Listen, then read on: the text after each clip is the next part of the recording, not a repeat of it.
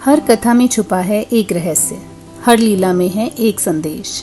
नमस्कार दोस्तों, स्वागत है आपका हमारे इस सुंदर कहानी मंच पिटारा कहानियों का पर, जहां हर दिन हम लेकर आते हैं नई कथाएं, नया ज्ञान और नई प्रेरणा।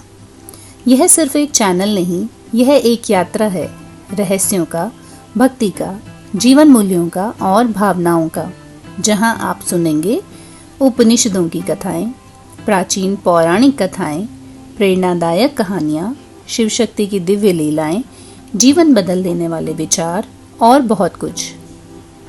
हमारी कहानियों का एक ही उद्देश्य है, दिल को छूना, मन को शांत करना और जीवन को नई दिशा देना। यदि आपको कहानियां पसंद हैं और यदि आप भक्ति और ज्ञान की रोशनी ढूंढ रहे हैं तो आप सही स्थान पर हैं। चैनल को सब्सक्राइब करें और हमारी इस कहानी यात्रा में हमारे साथ जुड़ें, क्योंकि हर गाथा कुछ सिखाती है और हर सीख जीवन बदल देती है। पूर्व काल की बात है। कण्व नामक एक प्रसिद्ध महर्षि हुए। कण्व मुनि बड़े विद्वान और तपस्वी थे। वे भूख से पीड़ित होकर अनेक स्थानों पर भ्रमण करते रहते थे, परंतु कभी किसी के आगे हाथ नहीं फैलाते थे।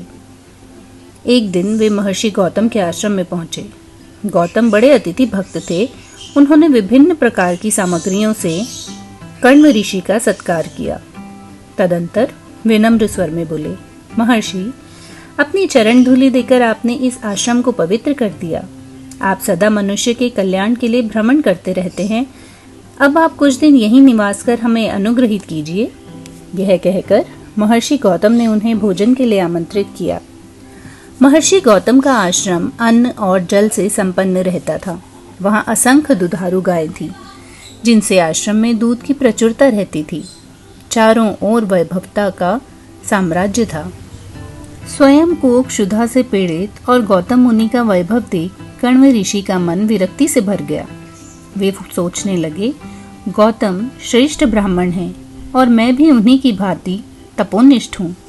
इस प्रकार हम दोनों एक समान हुए, इसलिए बराबर वाले के पास याचना करना उचित नहीं है।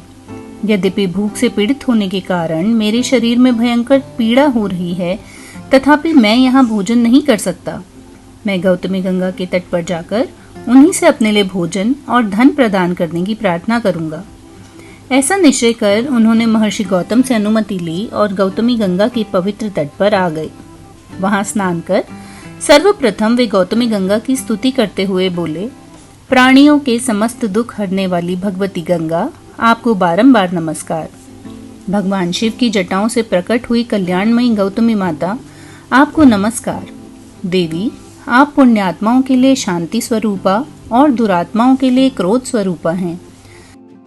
आप नदी रूप में मनुष्यों के पापों का अंत करती हैं। हे पापनाशिनी गंगा, आपको शत शत नमन। इसके बाद कण्व मुनि ने क्षुधा देवी की स्तुति की। उनकी स्तुति से प्रसन्न होकर गंगा और क्षुधा देवी प्रकट हुईं। उन्होंने कण्व मुनि से इच्छित वर मांगने के लिए कहा। महर्षि कण्व गंगा देवी को प्रणाम करके बोले, देवी, आप भक्तों की समस्त इच्छाएं पूर्ण करती हैं, अतः मुझे भी भोग, वैभव, आयु, धन और मोक्ष प्रदान कीजिए। फिर वे क्षुधा से बोले, हे देवी, आप अत्यंत पापमयी, तृष्णादायी और दरिद्रता रूपिणी हैं, अतः आप मेरे अथवा मेरे वंशजों के पास कभी निवास ना करें। जो क्षुधातुर मनुष्य आपकी स्तुति करें, उनकी दरिद्रता का नाश हो जाए। जो भक्त इस पुण्यमय तीर्थ में श्रद्धा पूर्वक स्नान, दान, जप आदि करें, वे भोग और धन संपत्ति के भागी बने। तथास्तु कहकर देवी गंगा और क्षुधा लौट गईं। तभी से उस स्थान के कण्व तीर्थ, गंगा तीर्थ और क्षुधा तीर्थ, ये 3 नाम हो गए।